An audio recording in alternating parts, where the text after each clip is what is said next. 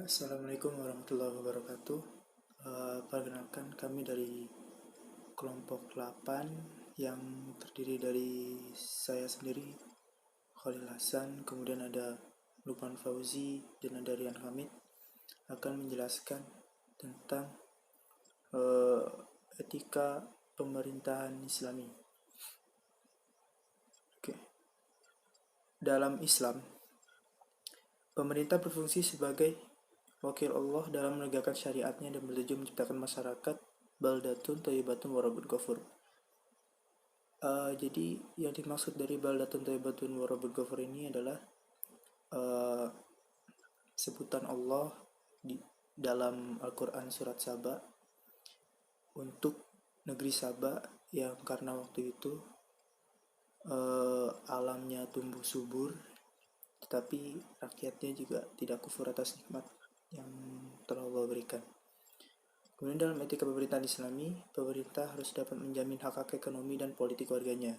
Jika pemerintah tidak dapat menjamin ini, berarti mereka tidak dapat melaksanakan amanah dari rakyat dan dari Allah Subhanahu wa taala. Kemudian dari Ibnu Taimiyah mengungkapkan bahwa pemerintah wajib ada untuk melaksanakan ajaran agama. Berikut ini beberapa hal yang menyangkut tugas pemerintah dalam bidang ekonomi, yaitu menciptakan harga yang adil dalam sistem mekanisme pasar yang adil, kemudian menjamin hak kepemilikan individu yang dibatasi oleh kepentingan sosial sesuai ajaran Islam dan kepemilikan sosial dan negara, kemudian melarang bunga dan riba, kemudian memerangi kemiskinan, dan yang terakhir, menerapkan kebijakan moneter yang baik. Jadi, pemerintah dalam Islam merupakan pemegang amanah yang akan menjaga semua permasalahan ekonomi pemerintahan. Jadi pemerintah harus sesuai dengan etika ekonomi Islami yang didasarkan pada akidah Islam. Kemudian di sini berikutnya ada istilah penting dalam fikih siasah. Jadi pemerintah Islam itu dalam fikih disebutnya fikih siasah, yang artinya pemerintah Islam. Yang pertama ada istilah khalifah dan kafilah. Ada khilafah, ada kafilah. Khilafah dan khalifah. Makna khalifah digunakan oleh Al-Quran untuk siapa yang diberi kekuasaan mengelola wilayah, baik luas maupun terbatas. Contohnya, pada waktu dulu Nabi Daud, misal. Waktu itu Nabi Daud jadi diberi kekuasaan oleh Allah untuk mengelola wilayah Palestina. Sedangkan ada Nabi Adam waktu itu yang ditugaskan oleh Allah secara potensial untuk mengelola bumi secara keseluruhan pada masa awal sejarah kemanusiaan. Mufasir lain atau mufasir itu penafsir. Mufasir lain misalnya Al-Marudi mengartikan khalifah sebagai sesuatu jenis lain dari makhluk sebelumnya, namun dapat pula diartikan sebagai pengganti atau waktu Allah dengan misi untuk melaksanakan perintah-perintahnya terhadap manusia. Kemudian ada imamah yang kedua. Imamah merupakan turunan dari kata amama am. Menurut Louis Makluf, kata amama bermakna di depan yang senantiasa diteladani. Orangnya disebut imam, sedangkan imamahnya menurut bermakna kepemimpinan umat. Pengertian ini jadi sejalan dengan pengertian khilafah. Lebih jelas tentang definisinya, sebagaimana dikutip dari Suyuti, bahwa kebanyakan imamah didefinisikan sebagai kepemimpinan yang menyeluruh yang meliputi urusan keagamaan dan keduniaan sebagai pengganti fungsi Rasulullah SAW. Kemudian ada imarah dan amir. Kata imarah merupakan bentuk turunan dari kata amira yang berarti keamiran atau pemerintahan. Menurut Louis Makluf, imarah merupakan sebutan jabatan untuk amir dalam suatu negara kecil yang berdaulat, yang bertugas sebagai penyelenggara pemerintahan. Sementara, menurut ensiklopedia Islam, amir memiliki makna beragam, yaitu penguasa, pemimpin, komandan, dan raja. Kemudian yang keempat ada Ahlul halil wal akdi secara bahasa berarti orang-orang yang memiliki wewenang untuk melonggarkan dan mengikat. Sementara secara istilah adalah orang yang bertindak sebagai wakil umat, menyuarakan hati nurani mereka yang tugasnya antara lain memilih khalifah, imam, dan kepala negara secara langsung. Jadi ahlul halil wal akdi ini sering disebut pula sebagai ahlul ikhtiar, yang artinya golongan yang berhak memilih. Kemudian ulul amri juga, orang yang memiliki dan ahli dalam suatu urusan, dan ahlu asyura, orang yang ahli dalam bermusyawarah. Kemudian yang terakhir ada bayat. Bayat berasal dari kata ba'a yang berarti menjual, perjanjian, janji setia, atau saling berjanji. Secara istilah, bayat adalah ungkapan perjanjian antara dua belah pihak yang seakan-akan salah satu pihak menjual apa yang dimilikinya dan menyerahkan dirinya dan kesetiaannya kepada pihak kedua secara ikhlas dalam hal urusannya. Artinya dalam bayat terjadi penyerahan hak dan pernyataan ketaatan dan kewajiban pihak pertama secara sukarela kepada pihak kedua. Pihak kedua pun mempunyai hak dan kewajiban atas pihak pertama yang diterimanya. Oke, selanjutnya yang akan dijelaskan oleh teman saya. Nah, selanjutnya di sini saya akan menjelaskan tentang paradigma hubungan agama dan negara dalam Islam. Secara sederhana, paradigma dimaknai sebagai cara pandang, sehingga sebuah paradigma mirip jenisnya seperti kacamata yang digunakan manusia. Hanya saja, paradigma bukan kacamata fisik, melainkan kacamata batin, persepsi, dan akal. Kemudian, secara istilah, paradigma sebagai asumsi-asumsi dasar yang dimiliki oleh seorang intelektual sebagai dasar pemahaman realistis. Selanjutnya, menurut kajian Profesor Din Syamsuddin, paling tidak terdapat 3 paradigma hubungan Islam dan negara yang berkembang di kalangan kaum intelektual, muslim, atau ulama. Yang pertama yaitu paradigma integralistik, yaitu paradigma ini berpandangan tentang kebersatuan antara Islam dan negara integral, dengan kata lain, agama dan negara. Paradigma ini dianut oleh beberapa negara Islam modern. Negara tersebut menyatakan secara eksplisit bahwa konstitusi negara tersebut adalah Islam atau berdasarkan Al-Quran dan hadis. Yang kedua yaitu paradigma simbolik.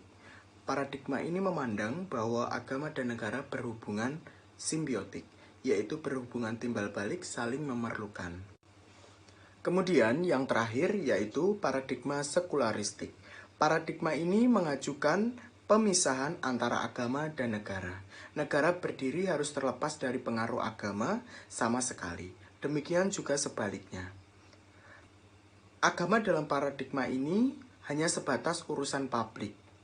Islam tidak menyinggung tentang pendirian negara, baik itu dalam Al-Quran maupun hadis. Dalam arti besarnya, Islam dalam hal ini lebih banyak menyinggung tentang persoalan moral yang jelas, yaitu bahwa Islam diturunkan oleh Allah Subhanahu wa Ta'ala dalam rangka untuk memperbaiki moralitas masyarakat manusia yang bersifat umum, apakah mereka memiliki negara atau tidak. Kemudian ada prinsip-prinsip ketatanegaraan dalam Islam. Yang pertama ada prinsip al-musawah dan al-ihka, persamaan dan persaudaraan. Islam menganut prinsip persamaan dan persaudaraan di hadapan hukum dan penciptanya. Yang menjadi pembedanya adalah kualitas ketakwaan antar individu. Kemudian yang kedua ada prinsip al-amanah, akuntabilitas. Dalam kehidupan berbangsa dan bernegara, amanah merupakan amanah rakyat yang diberikan kepada seorang pemimpin untuk menjalankan roda pemerintah yang dalamnya terkandung nilai-nilai kontrak sosial. Yang ketiga ada prinsip as-salam atau perdamaian. Islam sebagai agama rahmatullah lil alamin mengedepankan prinsip perdamaian dalam segala aspek kehidupan sesuai dengan tujuan risalah yang dibawa oleh Nabi Muhammad SAW. Kemudian yang keempat ada prinsip at-tasamuh, yaitu toleransi. Sikap toleran merupakan sikap yang harus dimiliki oleh setiap individu di dalam kehidupan berbangsa dan bernegara. karena dalam suatu negara akan terdiri dari berbagai suku, budaya, dan bangsa. Oleh karena itu, prinsip at-tasawuh menekankan antar manusia untuk saling bertoleransi. Kemudian yang kelima ada prinsip al-huriyah, yaitu kebebasan. Yang dimaksud dalam prinsip al-huriyah atau kebebasan adalah Islam prinsip kebebasan dalam menentukan suatu keyakinan atau memeluk suatu agama, yaitu terdiri dari beberapa kebebasan. Yang pertama adalah kebebasan berpikir, kemudian kebebasan beragama, kebebasan menyampaikan pendapat, dan kebebasan menuntut ilmu. Dan yang terakhir ada prinsip at-tasawur, yaitu musyawarah. Prinsip musyawarah merupakan prinsip yang diajarkan oleh Al-Quran dan Nabi Muhammad SAW yang dijadikan etika politik di dalam kehidupan bernegara dan berbangsa yang menjadi media untuk mufakat apabila perselisihan pendapat. Selanjutnya, yang keenam ada prinsip al-adalah, keadilan, keseimbangan, dan moderasi. Prinsip ini mengandung pengertian penegakan keadilan. Keadilan merupakan prinsip sangat fundamental dalam kehidupan berbangsa dan bernegara, baik di dalam hubungan ekonomi, politik, dan budaya. Kemudian, karena sikap adil tersebut merupakan bagian pentingnya keberadaan suatu hukum dan menjadi etika politik. Yang terakhir adalah prinsip at-ta'ah, yaitu ketaatan. Ketaatan adalah suatu hal yang sangat penting bagi tegaknya sebuah pemerintahan baik dan teratur. Tanpa adanya kepatuhan dan ketaatan dari seluruh elemen masyarakat dan juga penyelenggara negara, maka tidak akan terwujud sebuah negara dengan pemerintahan yang baik. Kemudian ada berbagai prinsip etika dalam pemerintah dan ekonomi. Terdapat 3 etika. Yang pertama adalah etika politik. Proses pelaksanaan manajemen kenegaraan yang dilakukan oleh seorang pemerintah. Dalam persepsi Islam, politik yang diarahkan untuk menjalankan syariat, menegakkan keridhaan lillahi, dan digunakan untuk kesejahteraan sosial, bukan suatu untuk memegang kekuasaan. Kemudian, yang kedua ada etika pemerintah. Dalam Islam, pemerintah berfungsi sebagai wakil Allah dan menegakkan syariatnya dan bertujuan menciptakan masyarakat baldatun thayyibatun warabun ghafur. Dalam etika pemerintah Islami, pemerintah harus dapat menjamin hak-hak ekonomi dan politik warganya.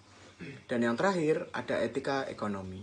Dalam Islam, sistem ekonomi berbeda dengan sistem politik dan sosial. Keduanya memiliki sumber aturan, filosofi dari sumber yang satu yaitu Allah Subhanahu wa taala yang sudah dituangkan dalam Al-Qur'an dan hadis.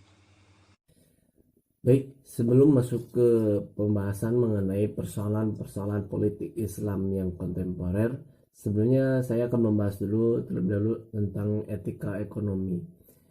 Dalam Islam tidak ada perbedaan antara satu aspek dengan aspek lainnya. Semua menyatu dalam satu general system, baik itu dari sistem ekonomi, sosial maupun politik. Keduanya sama-sama berpusat pada satu aturan, yaitu aturan yang bersumber dari Tuhan yang Maha Kuasa, Allah Subhanahu wa taala, yang dituangkan dalam Al-Qur'an dan hadisnya. Pada setiap perilaku ekonominya, seorang muslim akan selalu bertindak dengan menjadikan syariat Islam sebagai ukuran dalam menjalankan sesuatu. Karena dasar semua itulah tindakan adalah keimanan terhadap akidah. Tentunya keimanan merupakan aspek penting dalam pendidikan akidah. Baik, pembahasan selanjutnya yaitu mengenai persoalan-persoalan politik Islam yang kontemporer.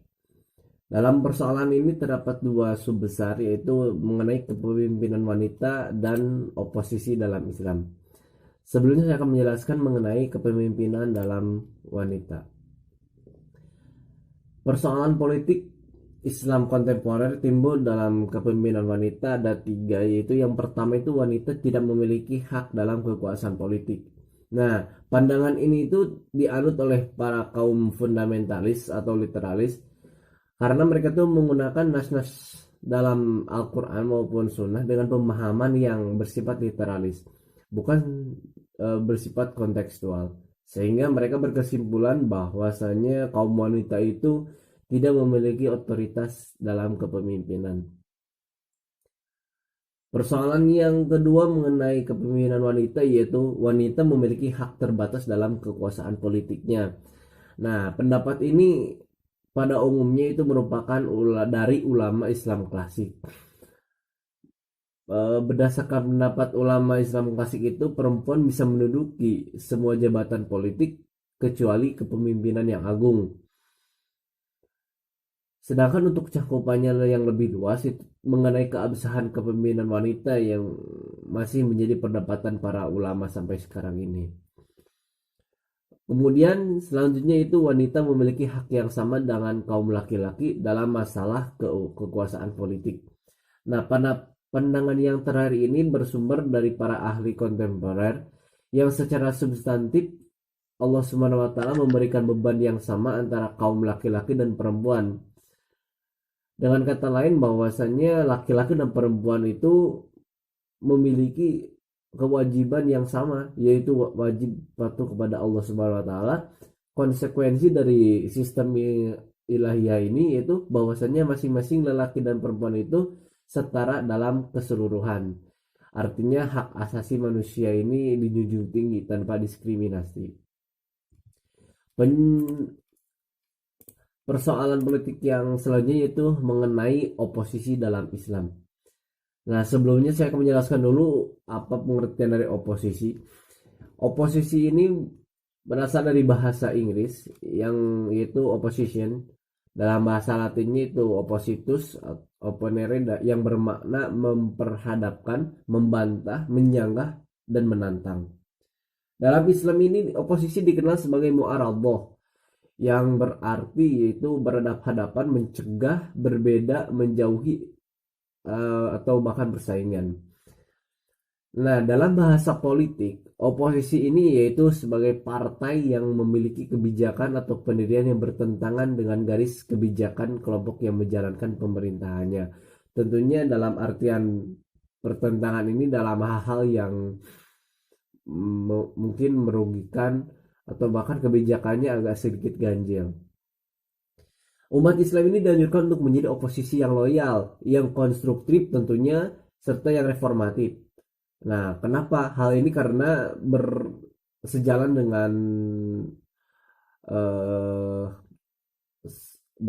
dengan kegiatan amar ma'ruf nahi mungkar, yaitu menasihati dalam kebaikan dan mencegah dalam kemungkaran itu. Kemudian mengenai prinsip-prinsip oposisi dalam Islam. Nah, di sini ada beberapa etika yang harus dipegang oleh beberapa pihak ketika melaksanakan amar ma'ruf nahi mungkar, di samping dari perbedaan pendapat. Karena pada dasarnya itu tujuan oposisi yaitu untuk meluruskan, untuk memberikan hasil tentu yang positif dan memperbaiki, bukan hanya untuk menjatuhkan. Adapun beberapa landasan-landasan moral oposisi yang sebagaimana dirangkum oleh Yusuf Al-Qaradawi dalam fikih ikhtilafnya, yaitu yang pertama, ikhlas karena Allah demi kemaslahatan umat. Tentunya ketika dalam melakukan oposisi itu harus dilandaskan dengan rasa ikhlas.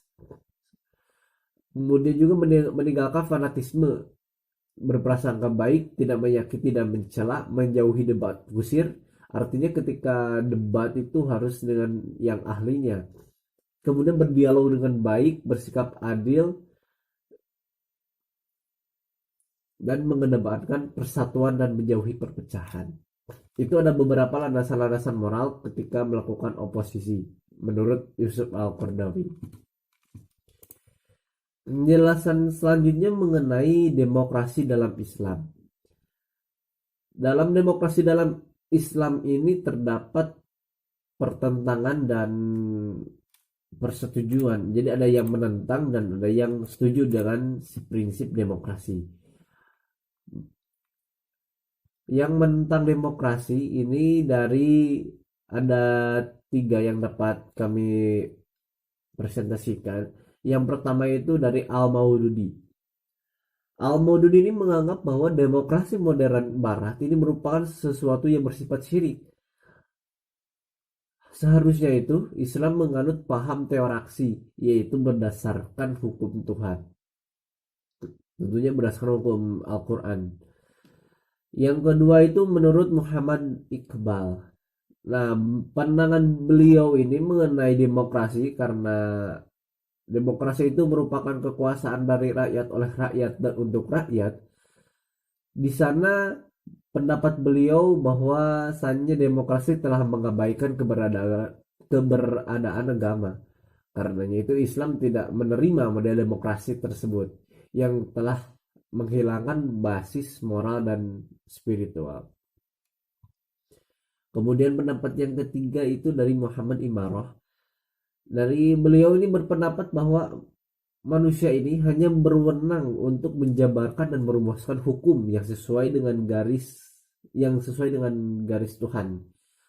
Apabila terjadi hal yang tidak diatur dalam ketentuan Allah, maka dianjurkan untuk berijtihad. Jadi dalam hal ini Allah berposisi sebagai al-syari, yaitu legislator, sementara manusia itu sebagai faqih atau yang memahami dan menjabarkan hukumnya. Kemudian adapun dari pendukung demokrasi ini, di sini saya akan menjelaskan dua pendukung dari demokrasi. Yang pertama itu dari Yusuf Al-Qaradawi. Nah, menurut beliau ini bahwasanya demokrasi ini sudah sejalan dengan Islam. Ini dilihat dari beberapa bagian, yaitu adalah dalam demokrasi proses pemilihan atau melibatkan banyak orang untuk mengangkat seorang kandidat yang berhak memimpin dan mengurus keadaan mereka. Ini tidak bertentangan dengan agama Islam. Kemudian usaha setiap rakyat untuk meneruskan penguasa yang tirani juga sejalan dengan Islam. Pengaplikasian dari yang kedua ini tentunya dengan adanya oposisi. Sehingga ketika penguasa yang tirani itu bisa langsung diperbaiki. Kemudian juga pemilihan umum termasuk jenis pemberian saksi. Tentunya ketika kita melakukan pemilihan umum, biasanya ya di setiap tempat itu ada saksi plus yang memilih umum juga, itu termasuk saksinya juga. Kemudian juga penetapan hukum yang berdasarkan suara mayoritas juga tidak bertentangan dengan prinsip Islam. Pendapat yang kedua dari Salim Ali Al-Bahnasawi. Menurut pandangan beliau ini, bahwasannya adanya kedaulatan rakyat ini tidak bertentangan dengan Islam. Namun ada uniknya. Menurut beliau ini sisi buruknya itu penggunaan hak legislatif yang secara bebas yang bisa disalahgunakan, yang bisa menghalalkan yang haram dan lain-lain. Oleh karena itu, pendapat beliau ini menawarkan adanya islamisasi dalam demokrasi, tentunya duduk di parlemen. Baik, presentasi cukup sekian, dikembalikan kepada moderator. Terima kasih.